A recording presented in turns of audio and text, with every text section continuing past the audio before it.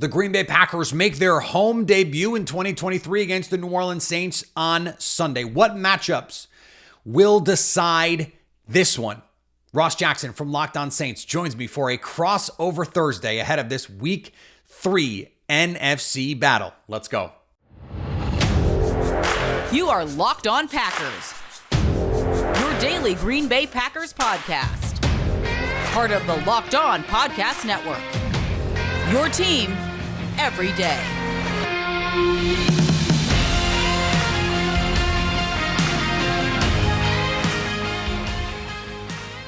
You are Locked On Packers, part of the Locked On Podcast Network, your team every day. I'm Peter Bukowski, and I cover the Packers for The Leap, a newsletter I would love for you to subscribe to. Follow me on Twitter, Peter_Bukowski. Follow the podcast on Twitter, Locked On Packers. Like us on Facebook. Subscribe to the podcast, iTunes, Spotify, Google Podcasts, wherever you find podcasts, you will find Locked On Packers, the #1 Packers podcast on the internet, and the show for fans who know what happened. They want to know why and how. Thanks to everyone who makes Locked On Packers their first listen every day.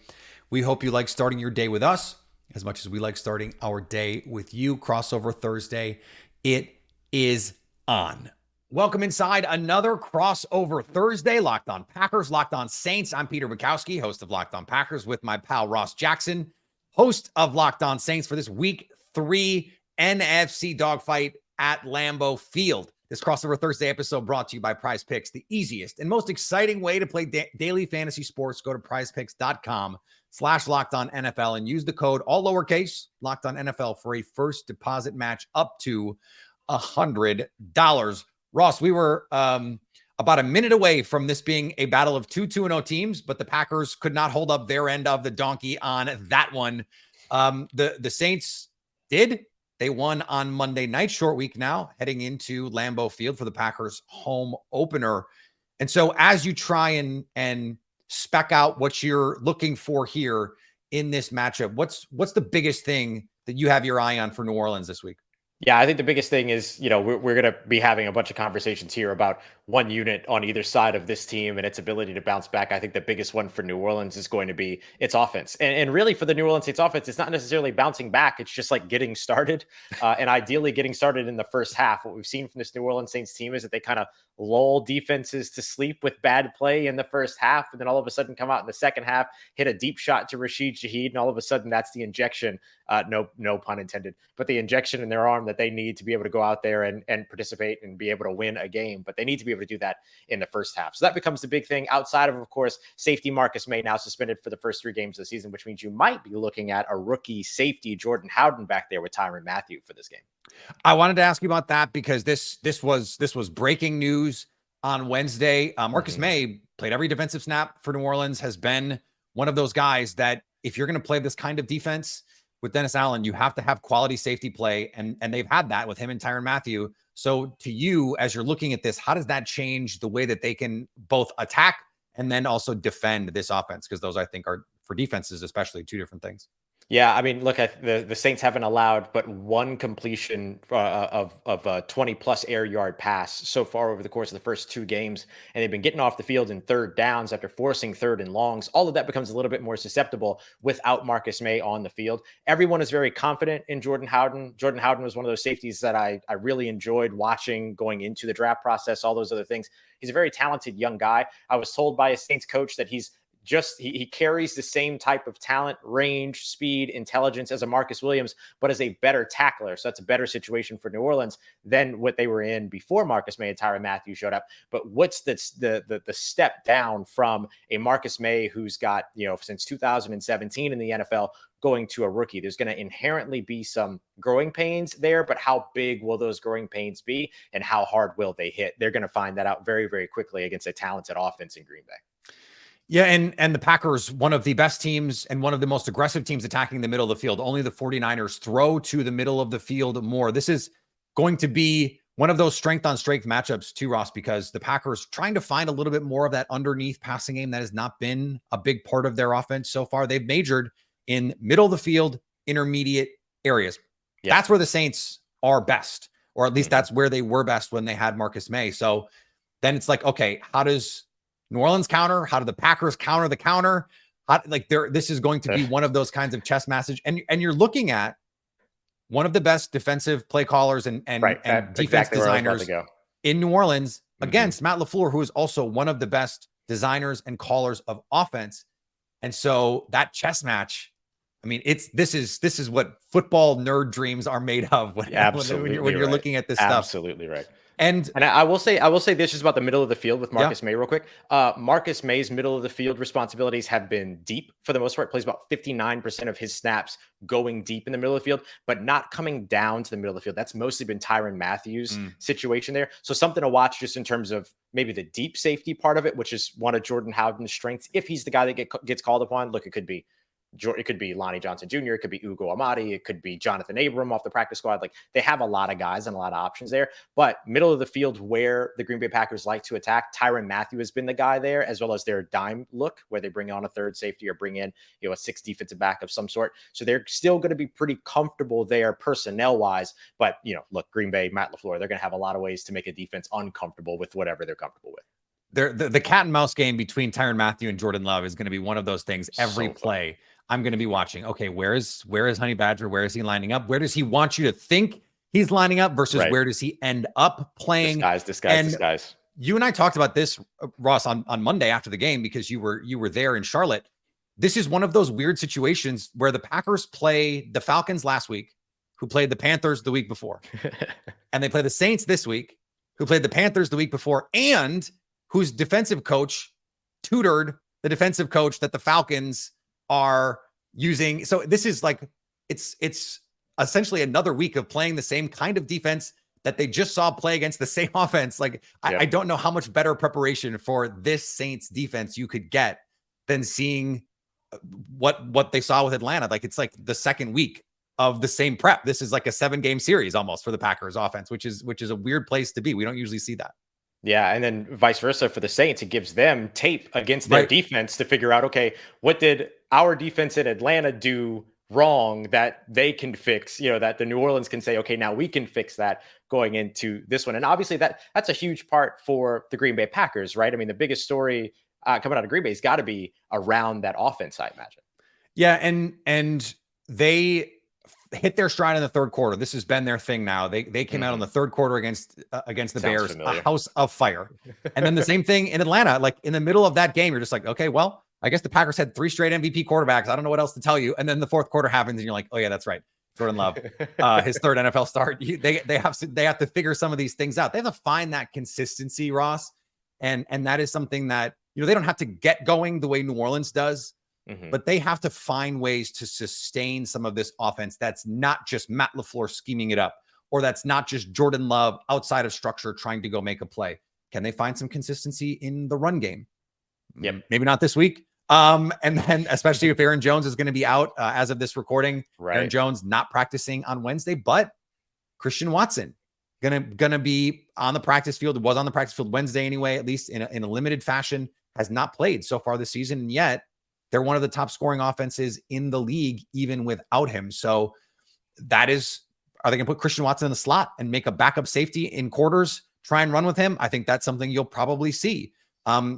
What is the situation here? And we're going to talk about matchups a little bit later. I can't wait to see how they deploy Jaden Reed against Alante Taylor, who I think you and I both like as a player. Yeah.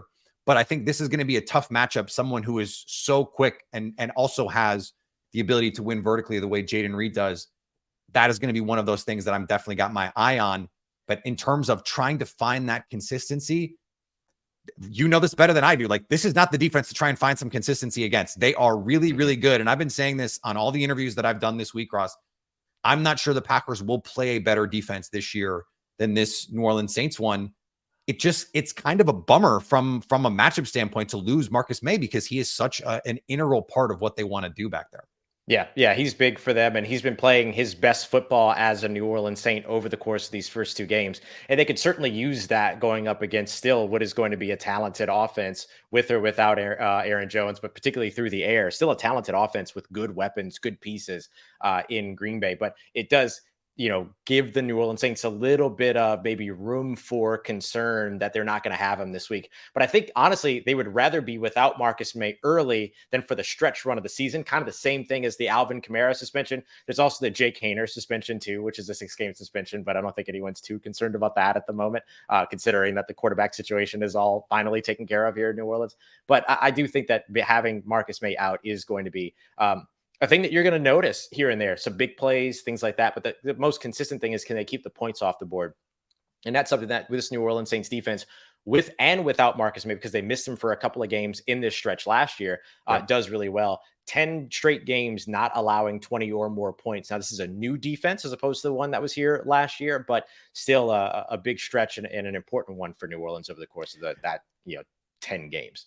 I was going to bring up that stat because the Packers had a similar stat going into the game against Atlanta. And then guess what? They gave up 25. So it happens. Streaks are made to be broken. And if they're going to be broken, I think trench play is going to be a big reason why. We're going to get into the matchups in this game, get down and dirty in the trenches with the big uglies coming up after this. And today's episode, this crossover Thursday edition, brought to you by our friends over at Prize Picks. It doesn't get any better. It's the easiest, most exciting way to turn $10 into $250. 25 times your entry up to, if you get these right. All you have to do is pick 2 to 6 players, choose whether or not they're going to come in at more or less than their Prize Picks projections. You do that, and then boom, you're a winner. No playing against thousands of mystery lineups that you can't see, spreadsheet wizards, all of that weird stuff. You ain't got to deal with none of it. It's just you and your football knowledge versus the house. So go and check them out today. Go to prizepicks.com/LockedOnNFL. Use the promo code LockedOnNFL in all lowercase as well for your first deposit match up to $100. Means you put $100 down, you get another $100 for you to be able to use. Once again, that is prizepicks.com/LockedOnNFL. Promo code LockedOnNFL in all lowercase so that you can get that first deposit match up to $100 at Prize Picks. Today's episode also brought to you by our friends over at Jase Medical. Peter, I'm here in New Orleans, right? We got to deal with the hurricanes that are always, threatening all over the place. Prepared. Although, hey, if you're living on the East Coast now, all of a sudden you're worried about them too. West Coast is getting them. Look, you got to be prepared. If you're on the West Coast, you're getting hurricanes. You're already dealing with earthquakes. You got your earthquake kit. I'm going to tell you something so you can utilize this. I have experience in it. This is definitely something you want to add to your earthquake kit, your hurricane preparedness kit, whatever it is. It's the Jase case. 5 different antibiotics that are going to be able to help you out with 50 or more different types of infections. This could potentially be life-saving for you in the right situation. You could save more than $360 by getting these life-saving antibiotics with Jase Medical, plus an additional $20 off simply by using the promo code LOCKEDON, LOCKEDON, at checkout at jasemedical.com. That's JASE medical.com.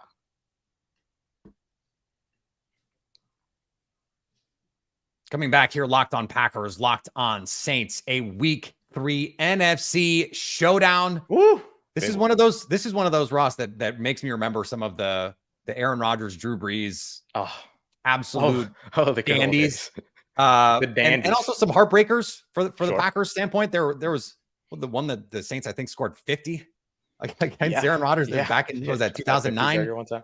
Yeah. Let's not talk about that ever again. You ever think about the 38-3 against Jameis? You ever think about that one at all? That one was wild. I forgot that had happened. Are you sure that happened? No, that was obviously a fake game. They say it happened in Jacksonville, Florida. Like, none of that even makes sense. What are you talking about? That was a preseason game. I'm almost positive. No, these two teams look very different. And part of that is because we have different quarterbacks on both sides. And that is an element of this that I really love, because both of these teams want to protect their quarterback. One team has been very good at it. The other team has been less good at it, and that would be the New Orleans Saints. So, but they're really good at getting after opposing quarterbacks, both with the blitz and without it.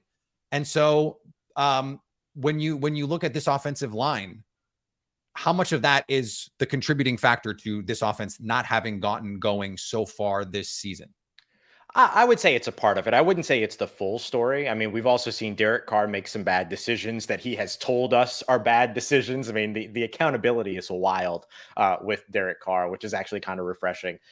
We've also seen this New Orleans Saints offense every now and then just, you get into the red zone, you brought Jimmy Graham back, out of 1 foot out of retirement or whatever, to get him back here to New Orleans. And then you don't utilize them in the red zone. I mean, like, there's still some of those things that are out there too. So I won't put it all in the offensive line, but I do think that the offensive line has been at least a contributing factor to the New Orleans Saints not being able to get things started. We saw during the week 1 game, Derek Carr under pressure for 17 snaps, 10 snaps in week 2, but he performed much better over the course of those 17 snaps against the Carolina Panthers, completing, I think it was 8 of 13 passes for over 160 yards. Last week, he was 2 of 6 in those situations. So not as good, right? 4 sacks allowed in both of those games. And so and the majority of those, I think it's of the 8 sacks that they've given up so far, 7 have been in the first half and only 1 in the second half. So it is a part of what's going on, but it's not the only piece of it. But I do think that getting more protection, getting more stout on the interior, as well as the left side of the line, those are going to be musts for the New Orleans Saints, especially know that you have no Alvin Kamara this week. You know that you're probably not going to have Jamal Williams this week. So you're hoping that rookie Kendre Miller and Taysom Hill and maybe Tony Jones Jr. gets elevated again. And those are your guys in the run game. If you're not going to have the support of the run game, and this front for Green Bay is going to be able to just pin its ears back and come after the quarterback, I'm sure you understand how concerning that can be for an offense. Yeah. And when I look at this Packers defense and the shape of it, I'm always trying to think of like, okay, what is the situation you've built this team for? The Packers have built this defense to go after quarterbacks who can't move in offenses that want to throw the ball. Well, let's see the New Orleans Saints, because that is basically what they are right now. And they'd probably want to run the ball a little bit more if they had Alvin Kamara. They probably want to run the ball. Can I call Derek Carr sneaky athletic? Is that a thing I'm allowed to say? You can. Am I allowed to say that? But you just got done. It would be more compelling, Ross, if you had not just gotten done talking about how he took a bunch of sacks the last 2 games. I don't know. So, I actually agree with you. I think he's got that like Kirk Cousins sneaky athleticism. Yeah, he can like extend plays, but he's not going to be a big time runner for you out of the backfield by any stretch of the imagination. But you have this Packers front that has been one of the best pass rush groups in the league so far this season. Rashawn Gary leads edge rushers with minimum snaps in pass rush win rate. Ryan Ramczyk against Rashawn Gary is a heavyweight fight.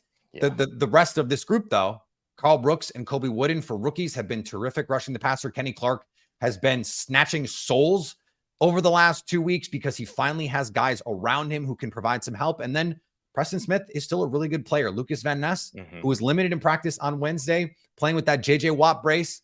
He has been so much further along than I think a lot of the draftniks predicted he would be, including me, by the way. I'm kind of watching them out there going like, I don't think this guy knows what he's doing. And then all of a sudden it doesn't matter, because if you're that athletic and that big and you give that much of a, good things tend to happen. So that is where I'm interested to see what I told Aaron Freeman last week. We did a whole bit about how I have to stop saying I'm interested to see. I can't, we have to stop. I need a shot collar. How committed to the run will New Orleans be, understanding that this is the way to attack Green Bay's defense, that this is where they are soft, especially when they get into those nickel looks? Can you spread them out, get into those 11 personnel sets, and then run the ball on them? And can you stay committed to it? Can you stay patient with it? I think Joe Barry is going to dare Pete Carmichael and Derek Carr to stay patient with the run game. And if they don't, that's when Jair Alexander coming downhill, eyes to the quarterback. Russell Douglas, one of the best in the league at identifying concepts and baiting you into throwing it right to his chest. So that is the cat and mouse game that we're going to see here, because I do think the Packers are going to be able to put pressure on Derek Carr with just 4. They're also bringing guys. They've got some really good blitz looks. It's not about just identifying, it's about picking them up. And so how do you manage those two things? How do you balance those two things? If New Orleans can't run the ball, that's going to be a huge, huge problem for them, because I think they're going to struggle to move the ball through the air in this game. Yeah, and that's going to be one of the things that you're going to be looking for sure. I'm sure it's something you'll be interested to see. I think that when you look, I'll be fascinated to watch, Ross. Mine is when you look at. That's the thing that I always say. When you look at this, when you look at that. But what I will say to the New Orleans Saints credit is that you go back to the Tennessee Titans game week 1, they averaged about 2.6 yards per carry on the ground. Terrifying. But they still ran the ball 27 times. And look, 11 of those runs came when they had a lead, right? So they were able to get comfortable there. It was a 1-point lead, but they had the lead and they're trying to run the ball out late towards the end of it. But they haven't had an issue. That still means that 16 more times before they ever got a lead at all, which wasn't until towards the end of the game, they still ran the football, despite the fact that they weren't productive there. And so I will give the Saints credit for staying committed to the run game in close game situations. But if they go down a score, right, they go down a touchdown, do they bail on it or do they remain committed to it depending upon the time that's left? That's going to be huge. Game situation, clock, down and distance, all of those things obviously matter when it comes to can you stay committed to the run game. But the Saints have shown a propensity to do that, or at least an interest in doing that so far. That's the way that I would say it. Oh, I didn't mean to do that. I didn't mean to do an interest. I didn't mean to say it that way. But there's a focus on it. The phrasing of it was amusing to me because it's like, yes, we are interested in doing this thing. I don't know if we can do it, but we are interested in doing it. I think both teams are interested in trying to win this game, but you have to do the thing. Ultimately, you have to do the thing well enough to win. Done. And so we are going to try and do our best to figure out, not just be interested in, but deliver on the idea of the things that are going to help each one of these teams win, the thing that will decide the outcome in this one. That's next.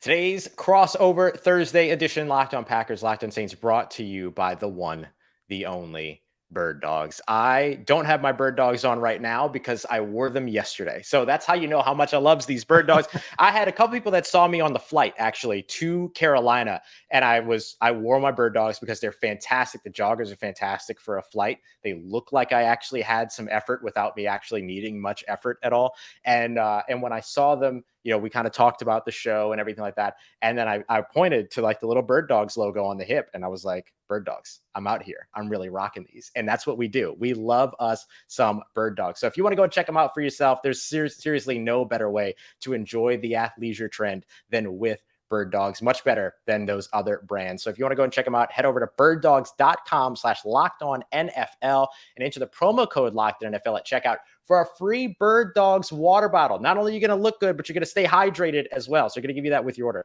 birddogs.com/LockedOnNFL for a free water bottle at checkout. And we can promise you, you will not want to take your Bird Dogs off. I was so close to wearing my Bird Dogs today, and we should have done it. I don't. We should have coordinated. I also have like 6 pair of them, not just the shorts, the joggers.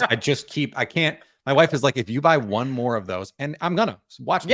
Yeah. You can't threaten me with a good time. That's it. The ability for the Packers, this defense, for all of the issues that they have running the ball, I'm talking about the Packers now. Mm-hmm. The goal of this Joe Barry defense is to put a lid on opposing offenses. Do not let them beat you deep. We joked about this on Locked On Sports today on Monday. The Saints offense is a couple deep shots a game and really great defense. Like that's how they're winning these games. And so if I'm the Packers, I'm going, okay, don't let Chris Olave or Rashid Shaheed beat us down the rail. And if we do that, we'll win the game. So sounds so easy. Right. Yeah. Again, they are interested in. I'm sure they're interested in doing that. Not allowing any big plays. By the way, so are the Chargers, and they can't stop giving up big plays. Very interested in putting a lid on opposing offenses, and they can't do it. They are incapable of doing it. If only they would have hired Sean Payton, and then they could have had their own deep shots. Jeez. If the Packers can, though, if New Orleans is going to attack this team without creating big plays, how are they going to do it? Yeah, I think I think what you're going to be looking for is going to be the scheme over on the Saints side. I mean, this is what the Saints have done so well. Not only this offseason, not only this season. It hasn't just been about Rashid Shaheed's faster than, every man on earth or anything like that. It's not because he's the fastest player there. It's not He's just the fastest man alive. Fastest man alive. It's not just because Chris Olave can go out there and make, a one-handed spectacular catch. And, you're not relying on the unsustainable there. The scheme is getting it done.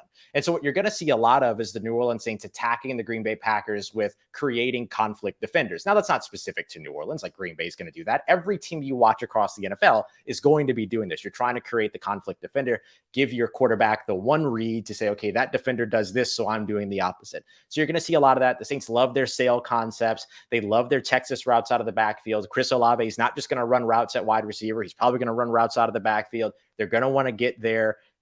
Same thing for Rashid Shaheed. They're going to want to be able to get the short passing game, intermediate passing game in with Michael Thomas and try to attack over the top with him as well. So you're going to do a lot of these little things that are going to make sure that they're kind of putting the players in position to have the game open up for them, as opposed to relying on the players to open up the game on their like natural ability or anything like that. That's the difference between watching, a Kansas City Chiefs offense or a, Tampa Bay Buccaneers offense. Like Tampa Bay right now, you're watching these receivers just win one-on-one matchups and be physically bigger and stronger than the guys on the other side. That's not unsustainable. Pretty good. Right. Yeah. It's not unsustainable. It's not something you can't do. But if you're going to go up against one of the top defenses when it comes to limiting big plays like Green Bay is, you've got to be able to scheme. And that's one of the things that's going to be super, super fun to watch in this game is not only the chess match between, Dennis Allen and Matt LaFleur, like that's going to headline all this, but Joe Barry versus Pete Carmichael and his supporting cast, right? That's going to be a huge piece to all of this. And then just the confidence and trust between Derek Carr and his weapons. Are they going to be able to go out there and say, is Derek Carr going to be able to grab Rashid Shaheed and say freaking run again and hope that turns into something? Love that video. If you haven't seen this video, so good. It's in NFL Films. Go find it. Derek Carr for I don't know how long, because we don't understand the passage of time, but it seems like for like a quarter is advocating on the sideline. Let's just throw this go ball to Shaheed, and then they finally do it, and it wins them the game. It was just terrific stuff. It was what they said. This is cinema. That was that was cinema. Exactly. I loved that. Yeah, my passion is go routes. The Packers offense. When you look at this Packers offense, is there anything that scares you about it? Like, what is the thing where you're going, okay, this defense, because the defense is really good. So if you're going to look at it and go, okay, this is what I would be concerned about if I'm New Orleans this week. Yeah, I think the pressure packages are something that the Saints are going to have to pay attention to. I mean, look, the Saints are 29th right now in ESPN's pass block win rate. That's not good. And they've gone up against two teams, the Tennessee Titans as well as the Carolina Panthers, who are both in the top 10, Tennessee Titans in the top 5. And Green Bay right now is sitting at 13th in pass rush win rate, which is kind of the polar opposite of pass block win rates, defense winning versus the offense winning. And the way that I look at it is, okay, sure, Green Bay is ranked lower right now than the two teams that the New Orleans Saints have played, but is that simply because those are the two teams that the New Orleans Saints have played, right? Is Tennessee number 3 and is Carolina number 9? Yeah. Right. Yeah. Are they number 3 and number 9 because they've gone up against New Orleans already, and Green Bay's 13th because they haven't gone up against New Orleans just yet? And so I think that that's going to be the biggest thing that I'm looking at, that is going to be the biggest threat to the New Orleans Saints' ability to find success on the offensive side, particularly early in the game. Because if you can't get the time for the quarterback, if you can't let those plays develop, we're talking about scheming up things against this, Green Bay secondary. If there's no time for those things to develop, then it doesn't matter if you're calling the right plays, right? It's just bad football. And so that's the biggest thing for me is the pressure packages, the unique way that Joe Barry generates pressure, the individual talent, of course, across that front, very similar to the things that we've talked about for the first 2 weeks for the New Orleans Saints. Can they defend the front, or can they keep the front, hold the front? I want to get into our predictions here as we finish up, but I just looked up the 2001 game, the Packers Saints game from week 1. 42-34 was the final. Aaron Rodgers, 27 of 35 for 312 and 3 touchdowns, a 132 passer rating. Yep. Drew Brees, 32 of 49 for 419 and 3 and a 112 quarterback rating. Wow. And the leading receiver can you name the leading receiver for the Saints that day? That would have been 2021. 2011. 2011. Oh, was it Jimmy Graham? It was Devery Henderson. Very nice. Yeah, he would have been next on my list. I'll tell you this much: that is not the game we're going to see on Sunday. That was why I was thinking of it, because I was like, this is going to be the opposite of that. Yeah. This has like 17-14 written all over it to me. I think these are two teams this is going to be a slugfest. Especially if Christian Watson plays. I like the Packers in this one, but I think it's going to be close, like 17-14, 20-17, that kind of thing. Like it's going to be a close game, a tough game. And I think we're going to come out of this game, I think, going, these are two pretty good teams. But you're not going to come away from this team looking at the losing team and going, wow, that team is awful. Like both of these teams are good regardless of what happens in this individual matchup. Where do you have a score prediction you want to throw out? Yeah, you almost nailed mine. Because I'm going 17-13 and I'm going in favor of the Green Bay Packers. Look, Saints fans hate when I pick against the Saints, but I picked the Saints to lose this game preseason. I am a man of integrity. I choose not to change my predictions. The last time I did this, they beat the Tennessee Titans by a point. Maybe they'll do that again. But yeah, no, I picked the Saints to lose this game at the schedule release.